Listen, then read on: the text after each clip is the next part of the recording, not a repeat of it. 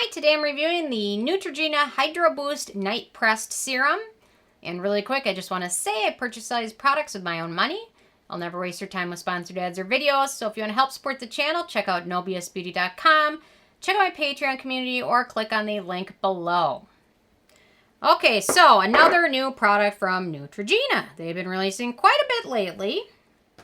And this one I was intrigued to try because of the pressed serum. I don't know, they're always unique. It's more like a moisturizer, but anyway. So they call this a hyaluronic acid and antioxidant night serum, clinically proven to work overnight. Restores, revitalizes, and hydrates skin.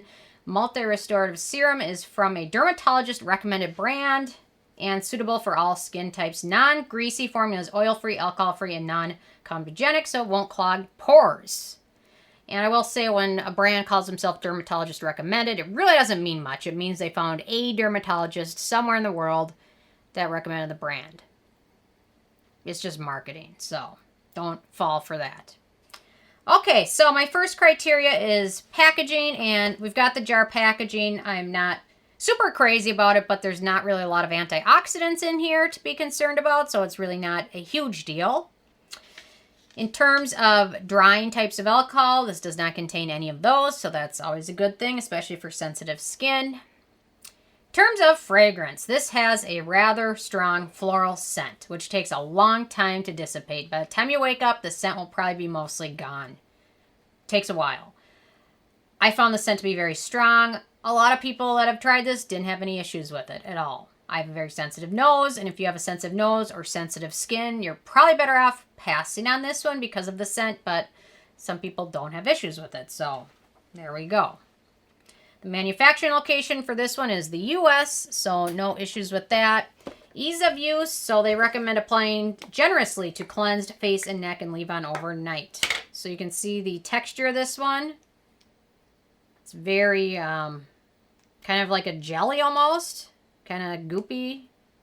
Very, very unique. I really wish this didn't have the fragrance in it because I really wish I would have been able to use it much more. Because this one I could use a little bit, and to be honest, I could not get through 30 days straight of using this every night because my skin and nose was just so sensitized from the scent of this one. But it does layer really well. You can apply it at the end of your routine, evening routine. It layers well over other products, kind of seals them in a bit. And then in the morning, you just kind of cleanse it off and no issues. It kind of soaks in while you sleep, which is nice. I really like that aspect of it because I really like to layer at night and have it absorb while I'm sleeping. But that scent is just so strong. Normally, I like to use products for 30 days straight before I review them. I could not get through 30 days straight of using this one, unfortunately, just because the scent of this one was so strong. So anyway, so yeah, thick texture. Takes a little bit more finesse to apply it, but overall very easy to use. Antioxidants and beneficial ingredients. So the first 6 to 7 ingredients of this one are just all slip ingredients, like glycerin, water, things like that.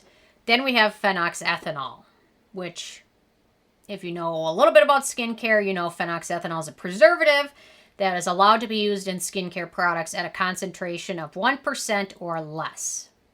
So that means anything on the ingredient list that comes after phenoxyethanol is in a concentration of less than 1%.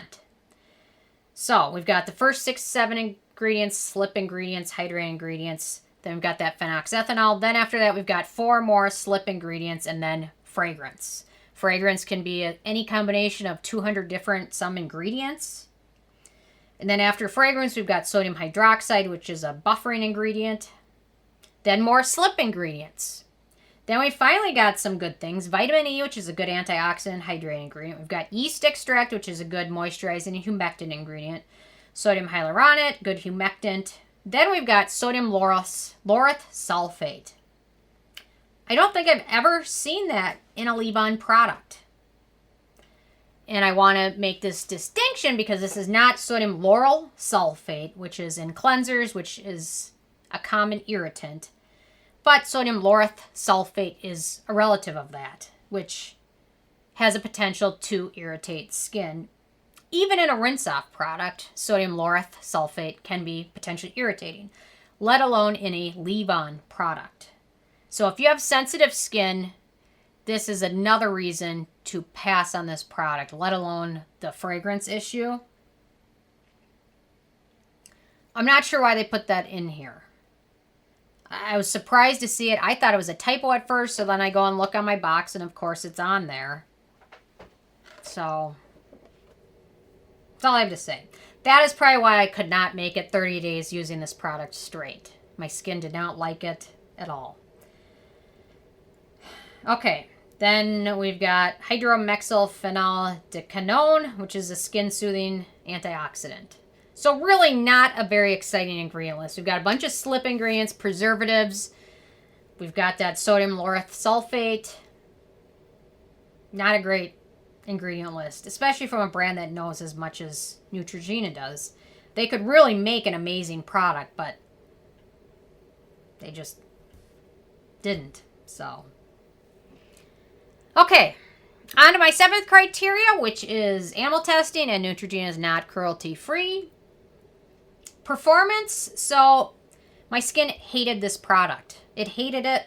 Within a few minutes of applying it, my skin would become red and itchy.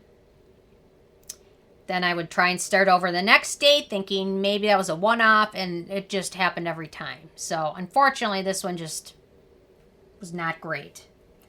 And then it does contain some acneogenic ingredients such as Dimethicone, Carbomer, and vitamin E. And then sensitive skin should be aware that sodium laureth sulfate can also be potentially irritating. The price, so this is the full size, which is 1.7 ounces, 50 milliliters. Retails between $20 and $25, making it pretty affordable for most people. Then we come to the it factor, and this is a moisturizer that I do not recommend those with sensitive skin or sensitive to fragrances purchase. I think you're better off passing on it. Heavy floral scent, not a lot of antioxidants or beneficial ingredients. If you have very young, non-sensitive skin and you don't need a lot of antioxidants, anti-aging things, then you might be able to make this one work. A lot of people did. But for me, this was just a pass all the way around every way you look at it. Pressed serum with few redeeming qualities. So, out of a 10 being a perfect score, this one got a 4, which is like an F. So, there you have it.